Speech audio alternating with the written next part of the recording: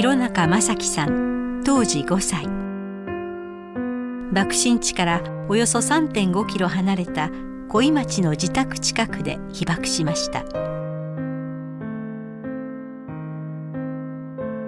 8月6日の朝、父親を見送り近くの川で遊んでいた時に鋭い光を感じました。その後見た黒い雨と被爆者たちの無残な姿、焼けただれた姿で帰ってきた父の背中を思い出すたびに悲しみがこみ上げるといいます。その記憶を次の世代に伝えるため、自らの体験を絵にし語り継ぐ活動をしています。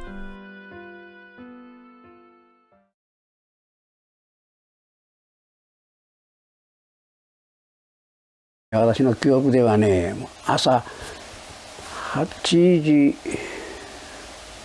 ぐらいだったかな、7時半頃だったかな、母親と一緒に父親を玄関から見送ったんですよ。そしてその朝はね、ほんま快晴で、もう真っ青な空、そういうきれいな空だったですね。それからが、自分の行動に移るんですけどもが、父親を送った後、もうすぐ私は近くの20メートルほど離れておる小川ですね、ここへもうすぐ行って手を見て遊んだんですよ。母親はもうその後すぐ当時は戦争中ですから配給をもらいに行かなきゃいけないんですね。だから母親はその鏡の前で化粧をしておったんですね。川へもう行って手紙を持って遊んでいた。その折に8時15分にそのすごい光が発射されたいうかね、何ですか、光線が走ったんですね。もうその瞬間はですね、もう周囲がもう真っ黄になりましたよ。真っ黄いうかね、オレンジ色に変わってしまっ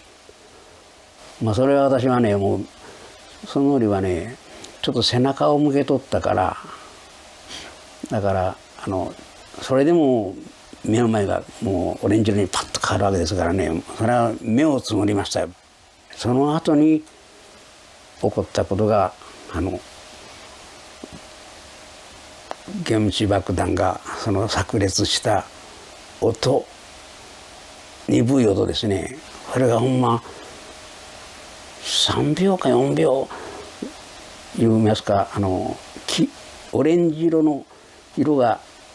変わるか変わらないか、なくなるかなくないか、そのように音がドンと鈍い音がしたと同時に爆風がやってきたんですよ、私に向かって。もう身構えると同時にね、もう爆風が来たのはびっくりして後ろへ転げました。もうすごいもう茶色なもう色でね、音を立ててやってくるんですから。ですから確かにその爆風の圧力 3.5 キロ離れてよってもそうなったんですよ。小さい体を後ろへ転がすぐらいのね爆風ですよね。もうそのね、もうびっくりしました。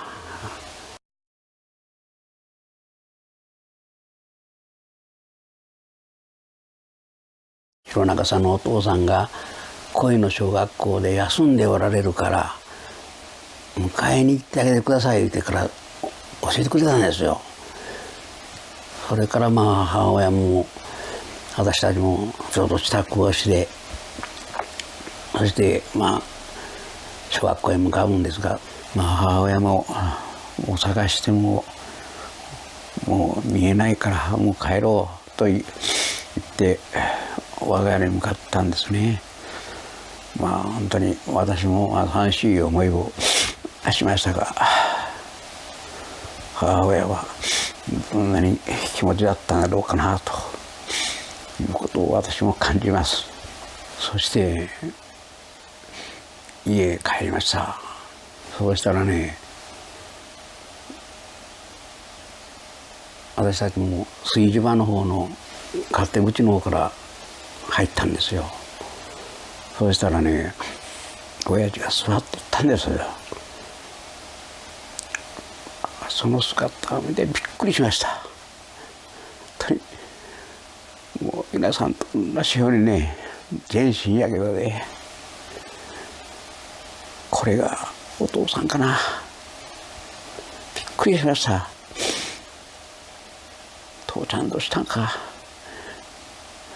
いうぐらいの会話して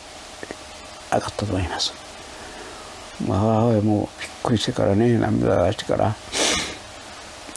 どうして話しておりましたか。親父もわしも帰ってみたけど誰もおらんからわしも探しとったんじゃというようなことは言おりましたね。でその姿はもう頭の毛がもうボソボソになってね、顔の方からもう真っ赤になってね、こんな他の人と同じような姿で、私もね涙が出ました。母親も、帰ってきたような話かも多少あったでしょうが、自分の主人の姿を見てびっくりしたでしょうし、悲しんでいましたね。タオルで拭いてくれ、水をくれとかね、いろいろ言われましたが、母親も一生懸命濡れたタオルで体を拭いてやったりね、水を与えたりしておりましたよ。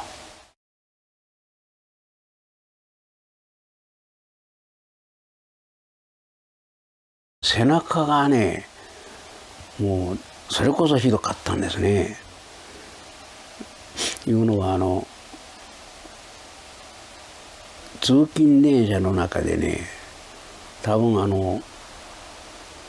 立てっとったか座っとったかわからんのですが、背中を全身にやられておりましたから、頭から後ろを全部やられておりましたから、ここはもう皮膚がみんな落ちて中の身が出て真っ赤っかになっとったりましたからね。それを持ってきて電車のガラスが突き刺さっとるわけですから、とにかく焼けただれた中へ今のガラスの破片がね入ってるわけですからね。この姿を見て私もまた背中を見てびっくりしました。その折もなんか会話をしとる思うんだけど、それはその後から父親も一応手当てをしてもらって、もう疲れとるから早く寝たいんだということでね、もう下はもうガラスもないし何もないから2階上がるって、2階上がれば一段高いし、まだ少しは安全だいう気持ちがあったんでしょうね。で2階で寝るからいうことで階段をこう登ったんですよ。で階段が上がった一番上でお父さんが私を呼んだんです。朝日、足の背中へ突き刺さっているガラスを抜いてくれ言ったんです。私もこの時はもうびっくりましたが、それは何か抜いてあげないけんなと思ってね、もうお父さんが一番上の階段の上に座って、そしてろうそくを親父は持ってね、その光で電気はつきませんから、親父がろうそくを持ってね、抜いてくれ今思ってみるとね、2センチぐらいこう出とるんですよ。色あってもつぶつぶ滑るだけでね、ビュークともせんのですね。だからその折も会話したもんですけど、父ちゃんもう力を入れて握っても滑るだけで抜けないよと私は多分言ったと思うんですね。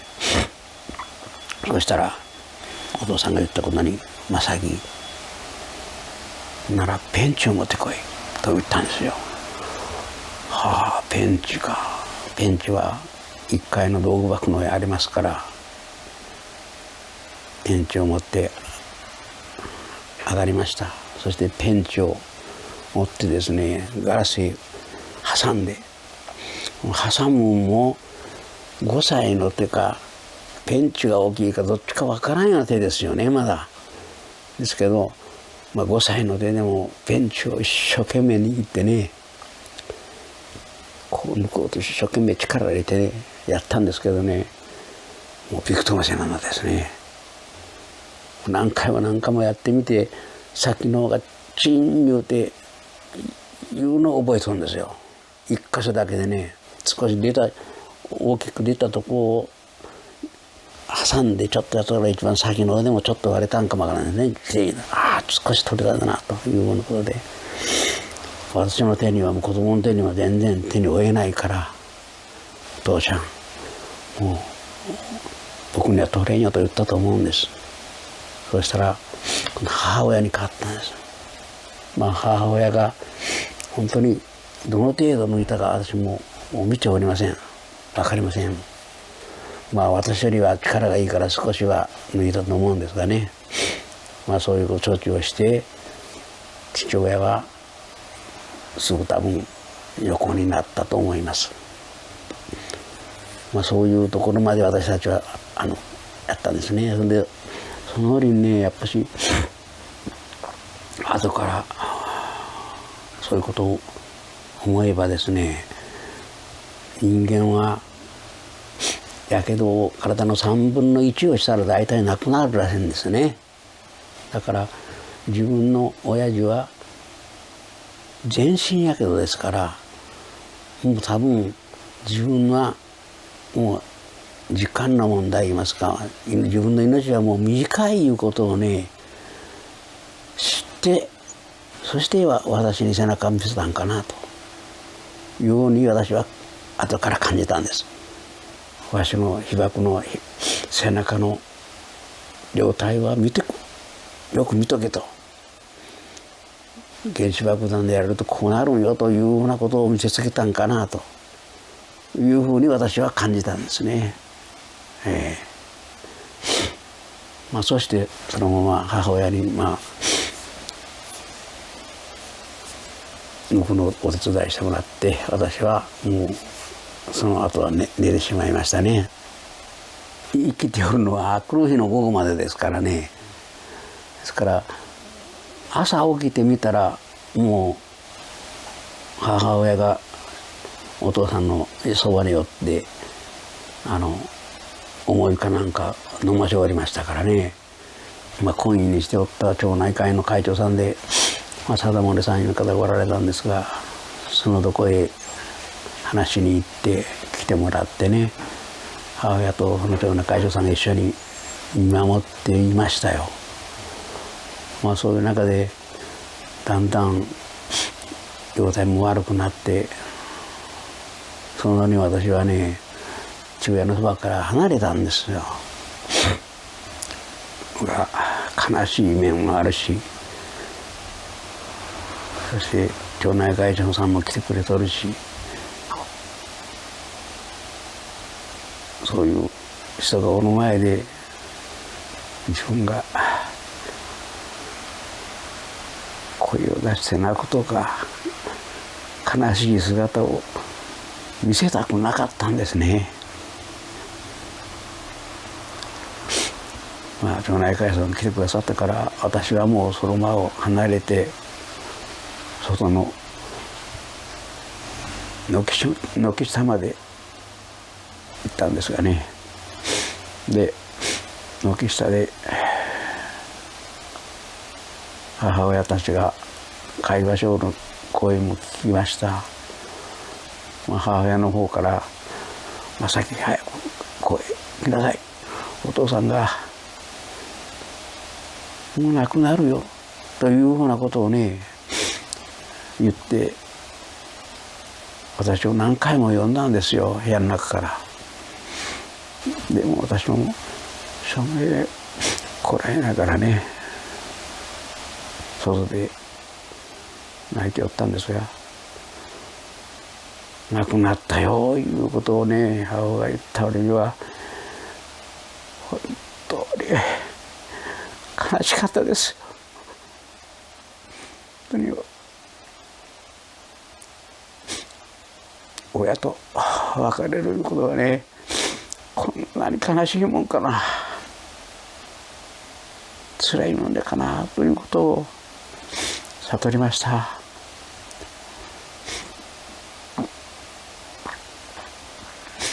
でも私はね、良いかなんなんです。お父さんの顔はきれいだったですよ。その今まで苦しかった姿がないんですね。自分が苦しかったからもう精一杯生きるために辛かったんでしょうね。その姿ばっかし見とりましたから。で亡くなった後にそばに行ってみたらね、やっぱし魂が抜け取るいうんか、とにかくもう痛みがなくなっとるから、